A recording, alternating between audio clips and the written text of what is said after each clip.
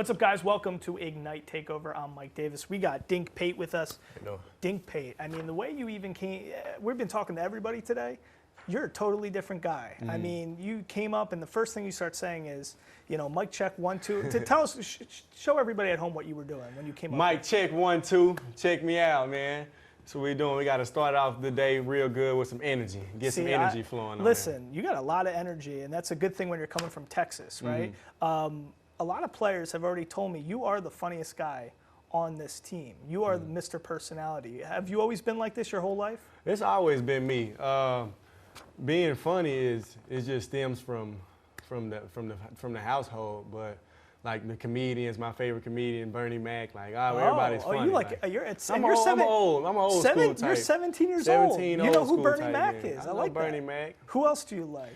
I'm Bernie Mac, Martin Lawrence, Richard Pryor, Eddie Murphy, you know, them type of guy. Eddie Griffin, anybody, Chris Tucker. I'm like them all. You know? So you like a lot of the old school. What about music? Are you old school? Tupac, Machiavelli the Dawn right here. See, I like that. I'm a Tupac head. I'm a Tupac fan at heart, like at heart. So I like Tupac, Ice Cube, NWA, DMX, Eazy. Any type of music that's old school, I'm with it. Okay, I'm with it. I like it. Now, what about guys on the court? The guys you try to emulate, your heroes that are basketball players. Are we going to stick with the same parallel, some older guys, or is it the new age? Penny Hardaway.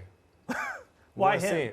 1 cent. For one, I'm a 6'7" point guard, so me having I don't want to say he was the first one to start it because obviously he wasn't, but you know he took it and ran with it. You know, Magic Johnson, 6'8" point guard, Penny Hardaway, all types of people. So Tracy McGrady. So Penny Hardaway, I actually got to talk to him over the phone, and it was just like, you were the person I used to watch. Like, I mean, everybody, I love LeBron. I love watching Kevin Durant. I love watching them type of people play. But when you see Penny Hardaway and some of the stuff that he do, some of the old school stuff can still work in this new time, in this new generation. So I even, like, when I call him and talk to him, to his advice that I get from him, you know, I still take it in. I let it soak in, and I don't let it go through one ear and another. And what did he tell you? What did he impart upon you? He was just like, when he called me before he offered me the Memphis job, the Memphis offer, scholarship, he was like, he see him inside of me. And, you know, I think that was a very, very critical moment for me because I'm like, I used to watch you play YouTube. Well, I didn't watch him play, but I will see some of his games, some of his highlights on YouTube, and I just be like, man, I really just got off the phone with him. So, you know, it was actually an impactful moment for me. So tell us, I mean, you know, you're 17 years old, you're a 5-star prospect, you're getting offers not only from Memphis, but Alabama, Arkansas, all these places. How do you come to the decision to choose Ignite? Well, my whole plan was to be a pro. You know, if I want to do this for the next 15 to 20 years, it has to start now. So getting the early experience on right now by playing against pros and living the pro life, you know, it's certain stuff that you can do and you can't do. You got to be cautious on what you say and what you can't say. So getting the experience right now before even doing the actual thing, I think this was the best option for me.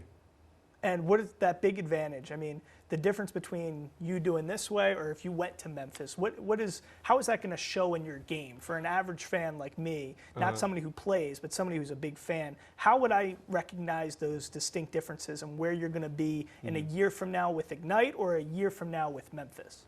Well, actually, as much as I love Penny Hardaway, I would have went to Alabama.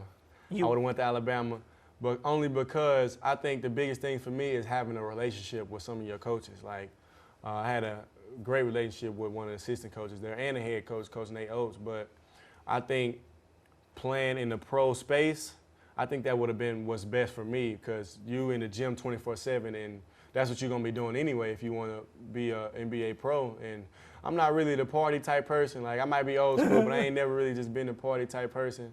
So I think the way I'm on my path right now, if I stay on that, I think I'll do good. I think I'll do great. I got a great circle in my family, so everybody that's keeping me right on track, so yeah. Tell us, I mean, at 17, I'm 31. I feel like I'm talking to somebody who's in his 50s or 60s And that's how it's supposed to be. That's how the conversation's supposed to go. See, and tell me, so why are you so special with this? Tell me about the way your family kind of impacted you in this way. Why are you so mature? Well, 2015 when a Straight Outta Compton movie came out, right? That's when I found my love for the old school music. So I was on NWA first before I was on Tupac. I was on NWA first for Tupac. Yeah. And when you hear Eazy-E, Ice Cube, when you hear the impact that they had on the landscape. back in the 90s, back in the Yeah. 80s and the 90s, it would just makes you think like, man.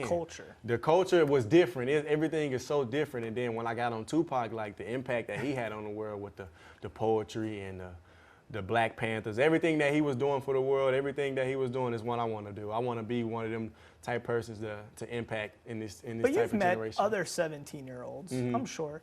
They don't sound and they don't come off like this. So tell me about how you were raised and the impact and your surrounding family and how you've gotten to have this perspective. I keep everything old school. That's all I'm going to say. I keep everything old school, keep it old school, and we going to kick it old school. All right, there you go. Here's another interesting thing about you that I love. So your agent is Rich Paul. Mm-hmm. Rich Paul, obviously, boys with LeBron James and, you know, the great stuff that they built together. Tell us about that relationship and how that came to be with you and Rich Paul.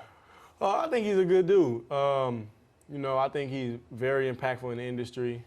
You know, of course, he helps with like max contracts and stuff like that. He actually did my Ignite deal, so I thank him for that, and he helped me with a lot of stuff. So, and even the advice that he gives me, even with talking about LeBron and all his other agents, and especially being with Clutch, and you get to see those type of people that you see on TV, just a regular down-to-earth dude. And what does he say about, you know, the way that, you know, the tendencies of five-star prospects like you, a few years ago, you know, they're not going to the G League, they're going to D1, you know. I remember when I was growing up, there was a guy named Brandon Jennings. He was the first guy to go overseas and not really do this stuff. So what has Rich Paul and Clutch Sports, what have they really imparted upon you in terms of how there's a dynamic shift with these five-star prospects like you and how you're electing to, you know, go Ignite, go G League, and do non-traditional ways before you get to the NBA? Well, that's how it is. That's how it was right there. I'm different. Like you said, I'm a different person. I'm just way different. You know, you see somebody commit to a college here, somebody commit to another college there. I'm not saying I wasn't going to follow the path, but coming to Ignite, especially from Dallas, I think I don't remember nobody. Well, Ignite has been around for maybe 4 or 5 years. Nobody from Dallas, Texas, has went to Ignite, right. And I was the first. So, I mean, pretty much it's just a different path and taking my journey, and maybe somebody 2-3 years younger than me could do the same thing. You know, you average 20 points per game at Pinkston High School in Dallas. West Dallas, like Mike check 1-2. Y'all get there. West Dallas out there. I spent some time in Tyler, Texas. I miss Buc-ee's. You didn't have a Buc-ee's? Oh, we had a Buc-ee's. You had a Buc-ee's? Yeah, I miss Buc-ee's a lot. That was, you know, that was the spot. But, you know, tell us on the floor, 6'8", you know, a one guard, two guard situation. How does your game unfold on the hardwood? Tell us a little bit about the way Dink Pate plays the game. Well, I just want to win.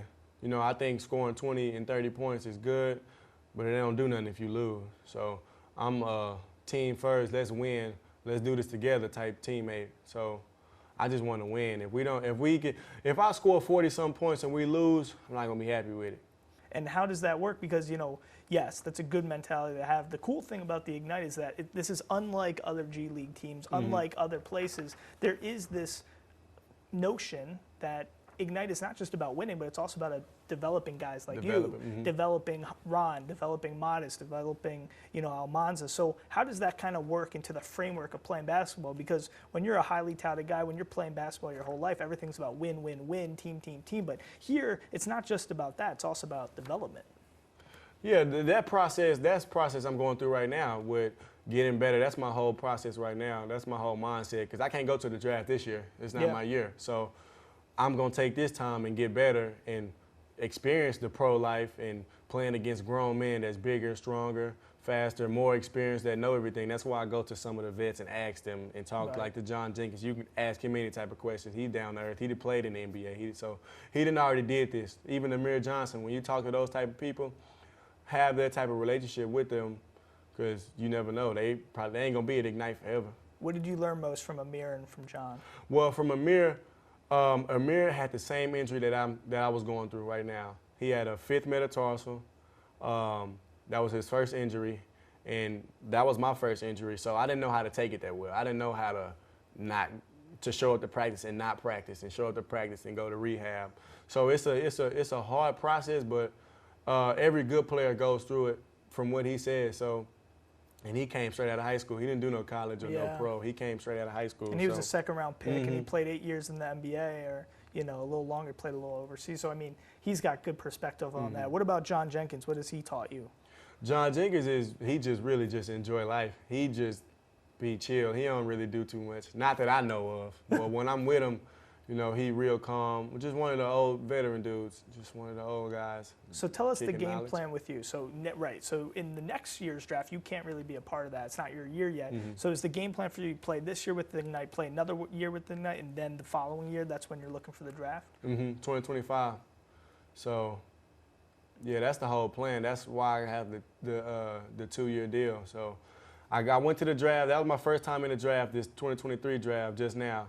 That was my first time ever at the draft. Just taking it in. Just taking it in. So it was a great experience. So when my teammates this year get drafted, I'm going to be there. I'm going to be there and supporting them, following them the whole way until they get to that time.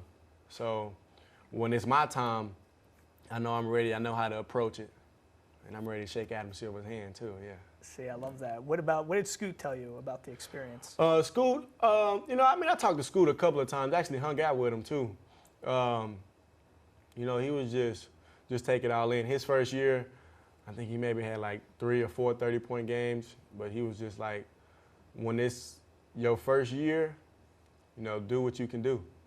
Do what you can do at most times, because it's really not about me.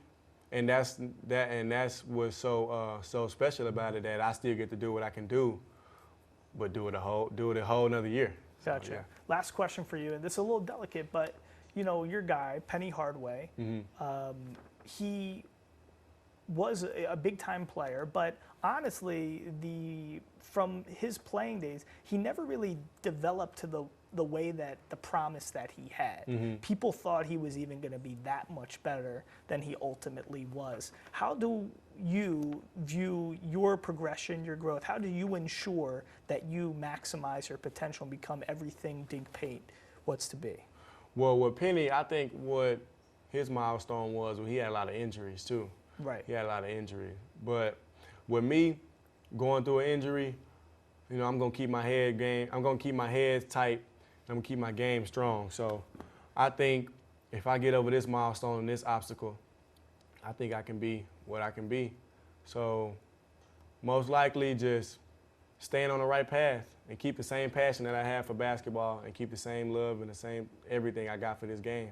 So yeah. There you go. Anything else you want to say to everybody at home? 17 years old, going on 65. Anything else you want to say? See, if I can make the funniest guy on the team laugh, that's a win in my book, right? Old school, man. Just keep it old school. Chill, lay back. Don't do too much. Say what's up to my West Dallas people out there. There you go. Coach Griff, my dog, man. Everybody on that Pinkston staff. Got y'all for the rest of my life. Appreciate you. Last thing, what do you get at Buc-ee's?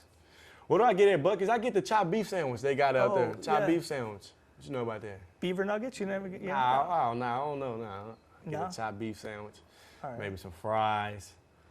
They have nice, and let's just say this. The most surprising thing about Buc-ee's is how nice their restrooms are. Oh, well, Come on. Oh, well, yeah. That's of course, but you know me, I'm in the candy aisle. That's where I'm at. I'm in the candy aisle all the time. See? I'm in the bathroom aisle.